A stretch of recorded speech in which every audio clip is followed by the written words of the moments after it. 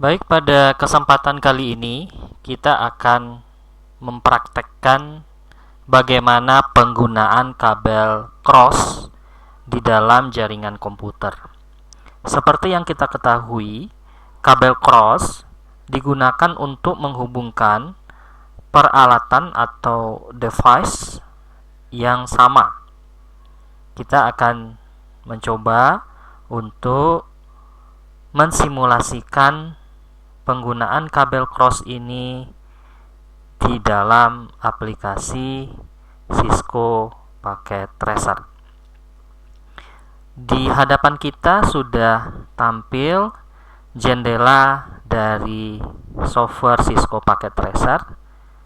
Langkah pertama, kita akan menambahkan device berupa dua buah komputer PC. Ya, bisa kita lihat seperti berikut ini ya. Kita ambil pada posisi sebelah kiri bawah.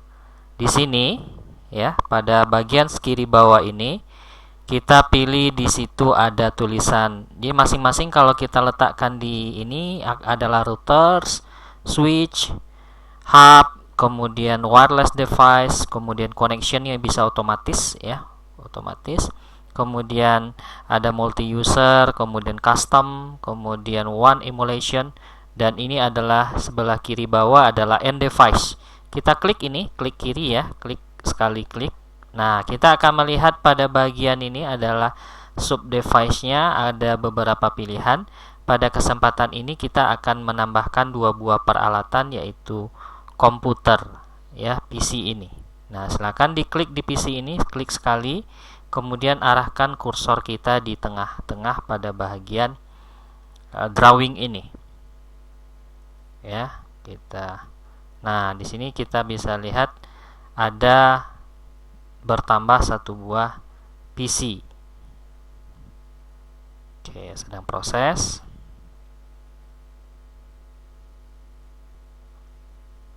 Oke, sudah nampak di sini ada satu buah PC 0. Kita membutuhkan dua buah PC. Kita klik lagi pada bagian ini, PC. Kemudian kita klik lagi di bagian ini. Nah, kita melihat sudah ada dua buah komputer di sini, PC 0 dan PC 1. Ini adalah dua peralatan yang sama.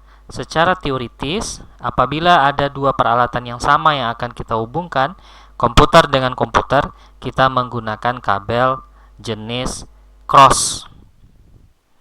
Nah, untuk memilih kabelnya, kita bisa mengambil pada bagian pojok kiri ini adalah pada bagian connection. Nih, seperti ini ada tulisan connection di tengah-tengahnya. Ya, kita klik satu kali. Nah, di sini bisa kita pilih pilihannya. Di sini ada automatically, console, copper strike through, kemudian copper crossover. Nah, ini yang kita pilih karena kita menggunakan kabel crossover. Ya. Kalau kita menggunakan kabel yang lain, ya, selain otomatis ya, kalau otomatis ini kita pilih dia sudah otomatis nanti menyesuaikan dengan fungsi atau karakteristik dari masing-masing device itu. Karena kita mencoba untuk merancang secara manual ya, kabelnya tidak kita otomatikalikan, kita pilih yang cross. Nah, di sini sudah ada tulisannya. Jadi yang putus hitam warna ini di aplikasi Cisco adalah kabel crossover. Kita klik di sini satu kali. Kemudian kita letakkan, boleh di PC 0 atau PC 1. Sekarang kita coba dari PC 0. Kita klik di PC 0 satu kali. Nah, di sini ada pilihannya ya, RS232 atau Fast Ethernet. Nah, karena kita menggunakan RJ45 ya, kabelnya kabel tipe twisted pair ya, pakai RJ45, kita pilih yang Fast Ethernet ya. Kita pilih Fast Ethernet, kita letakkan ke dalam bagian dari NIC card-nya ya, kita pilih Fast Ethernet di sini. Kemudian kita tarik ke komputer PC sebelah kanan, juga kita klik di sini satu kali. Nah, juga kita pilih Fast Ethernet. Nah, di sini kita bisa lihat ya, kabelnya itu nyambung ya. Bukti nyambungnya itu warnanya berubah jadi hijau kalau di aplikasi ini. Nah, langkah berikutnya tentu setelah kita memasang kabel adalah pengaturan IP address. Bagaimana cara pengaturan IP address ya? Yang bisa kita lakukan, jadi kita akan melakukan pengaturan IP address di masing-masing komputer tentunya ya. Kita akan mengatur IP address. Kita coba pengaturan di PC 0 ini. PC ini juga bisa kita beri nama. Misalnya kita mau ganti nama PC ini, bisa kita klik saja. Misalnya kita ganti namanya menjadi komputer 1 misalnya. Ini juga bisa diganti menjadi misalnya komputer 2 atau yang lainnya. Misalnya komputer 2. Jadi bisa kita ganti. Kemudian ini juga bisa kita tampilkan, ini apa, label ya, kita bisa atur di option, kemudian ambil preference, kemudian kita klik always show port label. Jadi port labelnya selalu kita show kan, ya, sehingga nanti akan tampil dia fast Ethernet berapa. Ini sangat bermanfaat always show port label ini nanti pada saat kita menggunakan seperti router ya. Kita bisa tahu port berapa yang kita gunakan ya. Kita pilih always show port label, kita tutup. Nah, oke, berikutnya kita mengatur IP-nya adalah kita atur di sini. Di sini juga nampak oleh kita ya. Di sini ada nampak IP address masih kosong ya. Baik versi 4 maupun versi 6-nya. Dia punya MAC address-nya ada di sini otomatis ya. Komputer 1 ini sudah ada MAC address-nya. Media access control ya addressnya. Di sini masih kosong yang lain. Ini yang kita atur di PC 1, di komputer 1 ya. Kita klik 2 kali. Nah, kita klik 2 kali. Kita klik 2 kali.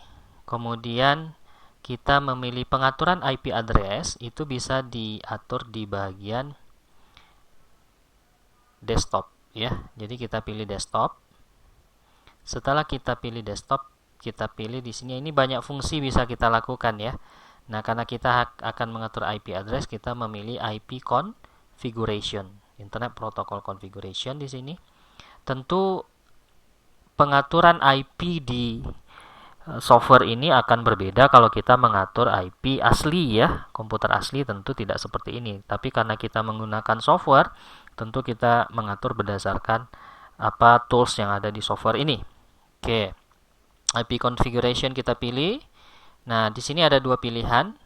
Kita pilih yang statik saja dulu. Nanti ada pembahasan ya di materi kita. Statik, kita pilih statik, kita masukkan IP-nya secara manual. Ya, kita contohkan kita berada di IP kelas C 192.168.1.1. Kemudian subnet masknya akan otomatis keluar ya, karena ini di kelas C dia menggunakan classful addressing ya, otomatis ya, otomatis keluar. Nah, ini sudah cukup, kita atur di sini di PC ini sudah cukup. Nah, kita bisa lihat di command prompt-nya ini dengan mengetikkan IP config ya, untuk melihat konfigurasi IP yang tadi kita atur ya. Bisa kita lihat di sini. Nah, bisa kita ketahui IP-nya sudah ada ya. 192.168.1.1 IP di komputer ini. Kemudian kita atur komputer sebelah ya, komputer satu lagi kita atur di komputer 2 menggunakan cara yang sama, ambil desktop, kemudian IP configuration, kemudian static, dan IP-nya tentu berbeda dengan IP pertama ya, 192.168.1.2 ya. Di belakangnya kita kasih 2 untuk nomor hostnya, dan subnet masknya sama ya, ini classful addressing kita gunakan. Nah, kita juga bisa lihat, ambil di command prompt, kita klik IP config ya, IP config untuk melihat konfigurasi IP. Di sini sudah nampak IP config-nya. Nah, sekarang kita akan lihat apakah koneksinya ada. Kita akan menggunakan perintah paket ping ya, paket internet growing ya. Kita gunakan perintah ping ya, kita ping ke alamat dari komputer 2 ini. Kita tahu komputer 2 di sini sudah tahu bahwa IP-nya 2 di belakangnya. Kita akan ping ke alamat komputer 1 yaitu 192.168.1.1 ya. Ini adalah ping dari komputer 2 ke komputer 1 untuk melihat konektivitas. Nah, di sini sudah keluar perintahnya ya, reply from. Nah, kita juga bisa menggunakan cara yang ini real time, cara simulasi juga bisa ya. Kita tekan panah atas. Panah atas fungsinya untuk menampilkan perintah sebelumnya. Nah, ini tidak kita enter dulu ya. Kita buat ini jangan di enter. Kita rubah di paket tracer kita sebelah kanan bawah. Ini kan real time, kita rubah, kita klik yang di belakangnya menjadi simulation mode. Nah, ini sudah berubah jadi simulation mode. Kemudian komputer 2 tadi kita buka pada jendela ini, kita tekan enter. Nah, kita akan melihat simulationnya. Kita auto capture kan dari komputer 2 ke komputer 1, nampak di situ, di sini ya, ICMP tipenya, protokolnya Internet Control Message Protocol. Nah, nampak di sini dari komputer 2 ke komputer 1, kemudian balik pesannya lagi. Ini sudah menunjukkan nah komputer kita sudah connect dan berhasil, dua alat yang sama. Ini bisa kita hentikan ya. Nah, sekarang kita akan coba apakah menggunakan kabel strike bisa alat ini. Kita bisa menghapus, ini bisa kita hapus dengan mengambil tools ini, tanda silang, kemudian dihapus. Kita mencoba menggunakan kabel strike. Apakah berhasil? Tidak, karena dia kan sama-sama kabel twisted pair. Kalau tadi seharusnya secara teori kan kabel. Nah, di sini kita lihat merah ya. Berarti memang nggak bisa di sini dipakai. Walaupun secara kenyataannya kabel strike bisa kita gunakan pada komputer dengan komputer.